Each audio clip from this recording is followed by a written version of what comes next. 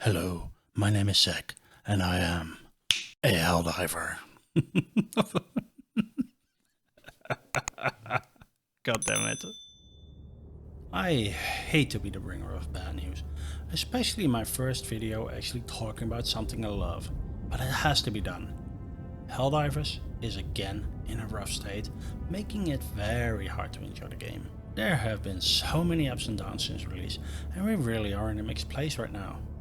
The constant stream of new content has been carrying this game for a while now, and sure, some of it was rushed, and at times it was unfinished, but in general, it's been pretty awesome and absolutely plentiful. Everything else, though, kinda sucks to the point where, as some players put it, we need another 60-day patch. Well, not literally, but the game runs terrible and everything, and is full of new and old bugs. So, since in many ways we are in a similar situation as we were this time last year, and we're about 20 days away from the game launching on a new platform, let's look back at what Arrowhead set out to accomplish when they originally announced the 60-day plan, and how it compares to today. And we're starting off with a controversial one, balance. We can say Arrowhead has absolutely made some changes here. The way they communicate and do things has definitely been different.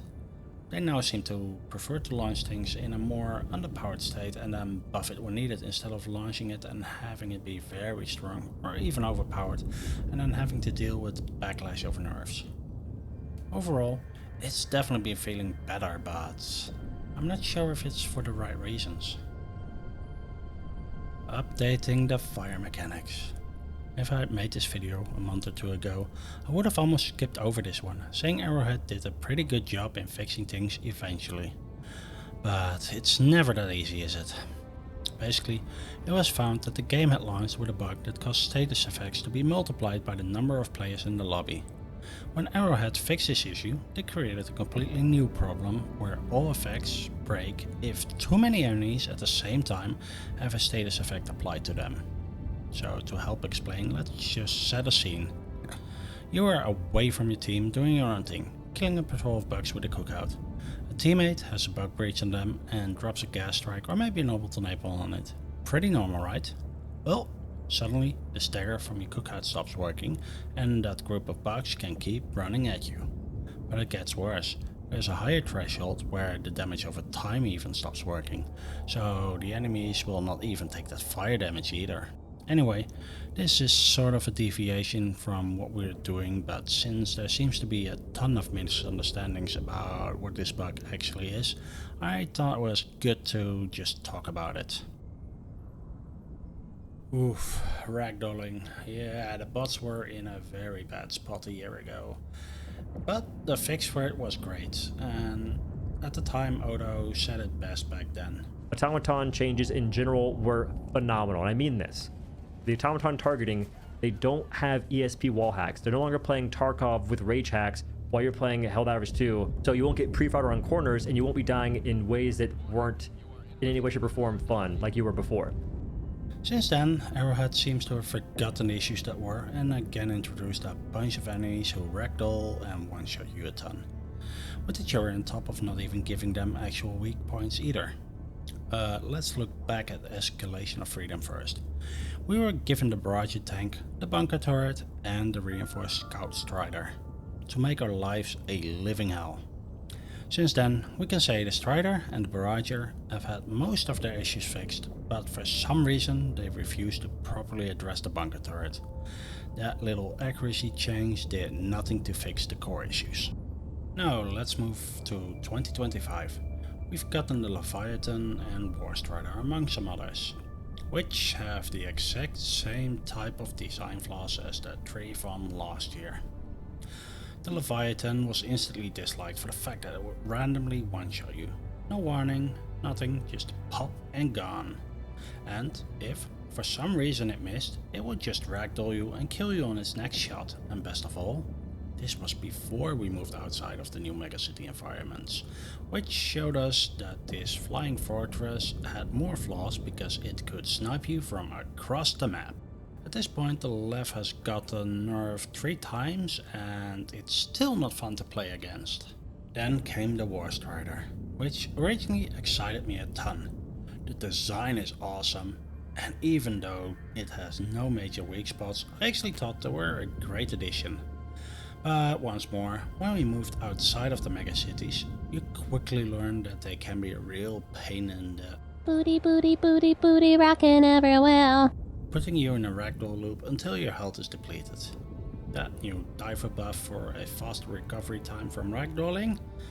Well, it doesn't really matter, right, when you're just constantly being juggled.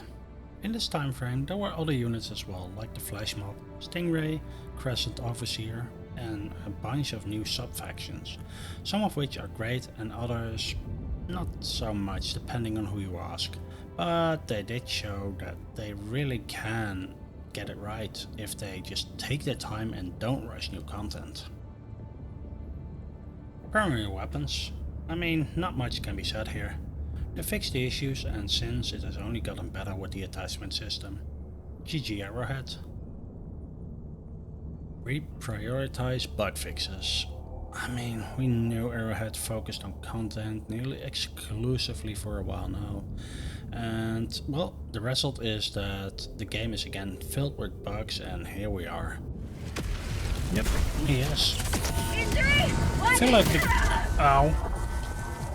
Oh, that's what... come on, switch when I say switch. Oh, that works. Eat is not as fun when you have the bullshit like longer cooldown and culling times and... Oh my god, what? Ow. Oh, lovely, the bleeding effect. There are many more bugs like this, big and small, and that's why this video exists.